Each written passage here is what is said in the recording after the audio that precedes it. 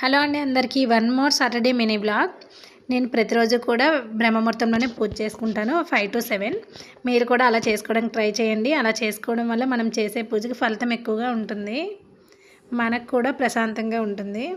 నేను ప్రతి శనివారం కూడా వెంకటేశ్వర స్వామికి పిండి ప్రమిదలు పెట్టుకుంటూ ఉంటానండి. కానీ 3 వారాల నుంచి అస్సలు కుదరడం లేదు, ఎందుకో తెలియదు కానీ అస్సలు వీలు కావట్లేదు. ఇక్కడ నేను వెంకటేశ్వర స్వామికి కొన్ని తులసి దళాలతో అయితే పూజ చేసుకున్నాను. నా పూజలో పెద్ద హడావిడి ఏమీ ఉండదు, నాకున్నంతలో నేనైతే సింపుల్గా చేసుకుంటాను. నేనైతే ఈ వెంకటేశ్వర స్వామి విగ్రహాన్ని తిరుపతిలో తెచ్చుకున్నాను. మేము ప్రతి సంవత్సరం కూడా మ్యాక్సిమం తిరుపతి వెళ్ళడానికే ట్రై చేస్తాం. బిఫోర్ లాస్ట్ ఇయర్ వెళ్ళినప్పుడు దీన్ని నేను తీసుకొచ్చాను. ఇది పూజా రూమ్లో ఉండడం చాలా నిండుగా ఉంటుందండి. ఇంట్లో పూజ అయ్యాక నేనైతే వెంకటేశ్వర టెంపుల్కి అయితే వెళ్ళాను. ఈరోజు పిల్లలకు హాలిడే ఇవ్వడంతో వాళ్ళనైతే తీసుకొని వెళ్ళాను. ఇక్కడైతే మా వాడు కొన్ని పిక్స్ దిగుతున్నాడు.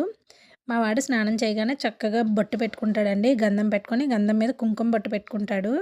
స్నానం చేయగానే బయటకు వెళ్ళి సూర్య నమస్కారం చేయమని కూడా మనం చెప్పాలి. మనం చెప్తేనే పిల్లలు ఏదైనా నేర్చుకుంటారు. Please subscribe.